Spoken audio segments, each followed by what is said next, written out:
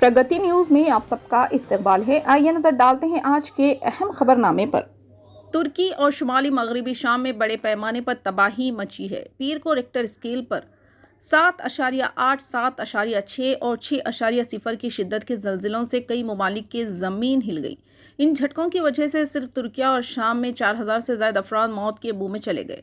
इनकी नाशें निकाली गई। राहत और बचाव का काम गुज़िश्ता 24 घंटों से जंगी बुनियादों पर जारी है।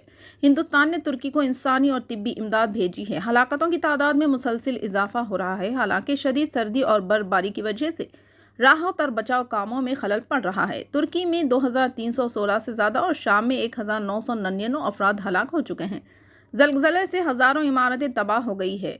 1939 में तुर्की में 7.8 शिद्दत का ज़लज़ला आया था।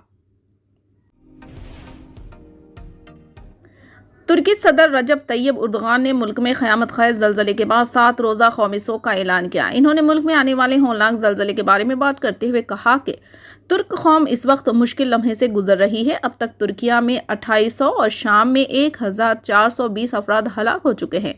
तुर्की हुकूमत की तरफ से जारी करदा एक हुक्मनामे के मुताबिक 12 फरवरी बरोज़ इतवार शाम तक तुर्किया में कौमी परचम सरंगून रहेगा। पीर की सुबह जनूबी तुर्की में तबाहकुन ज़लज़ला आया जिसकी शिद्दत 7.7 थी।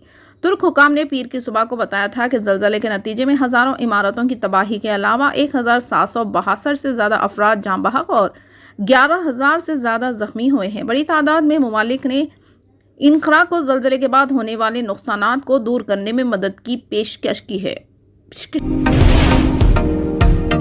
हुकूमत तेलंगाना की जानिब से रियासत में असतिज़ा के तबादलों व तरक्कियों का अमल जारी है। तहम रियासत सरकारी हाई स्कूल में जहां तुलबा व तालिबात की एक कसी तादाद उर्दू ज़रिया तालीम हासिल कर रहे हैं, इन हाई स्कूल में तदरीस के लिए मुख्तलिफ मज़ामीन के असतिज़ा मौजूद नहीं है।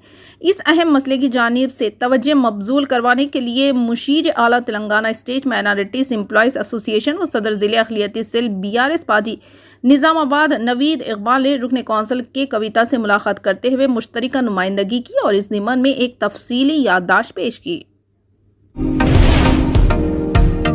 म्यूनसिपल एडमिनिस्ट्रेशन के वजीर कलवा कुंटला तारिक रमान ने पुराने शहर की तरक्की का आला सतही जायजा लिया। इन्होंने कहा कि हुकूमत तेलंगाना शुरू से ही शहर की तरक्की में ताउन करेगी और पहले ही शहर हैदराबाद चारों सिमतों में फैल रहा है और शानदार तरक्की के साथ आगे बढ़ रहा है। इन्होंने वाज़ेह किया कि हम खितों और पार्टियों से आगे बढ़ रहे हैं। वज़ीर दाखिला मोहम्मद महमूद अली, MIM लीडर अकबरुद्दीन ओवैसी, चेवल्ला के रुकने पार्लियामेंट रंजीत रेड्डी, CS शांति कुमारी, महकमे बल्दियात के special chief secretary Arvind Kumar, GHMC, HMDA, water board, महकमे बिजली और मुख्तलिफ महकमों के ज़िले कलेक्टर ने इस जायज़े मीटिंग में शिरकत की।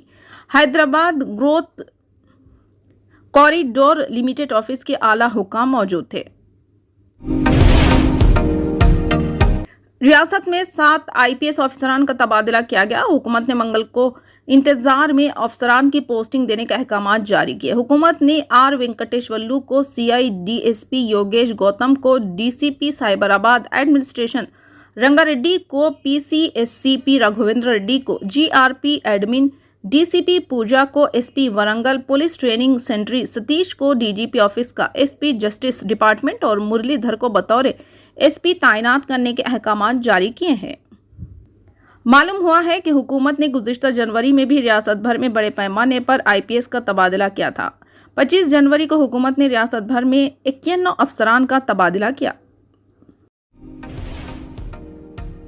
वजीर बल्दी नज़्म नस्क KT रामाराव ने तेलंगाना स्टेट हज कमेटी के कैलेंडर बराए साल 2023 जारी किया। असम्बली में KTR ने अपने चैम्बर में सदरनशीन तेलंगाना हज कमेटी मोहम्मद सलीम के हमरा हज कमेटी का कैलेंडर जारी करते हुए हज 2023 में आज़मीन हज के लिए हुकूमत की जानिब से बेहतर इंतजामात में ताउन का यकीन दिलाया।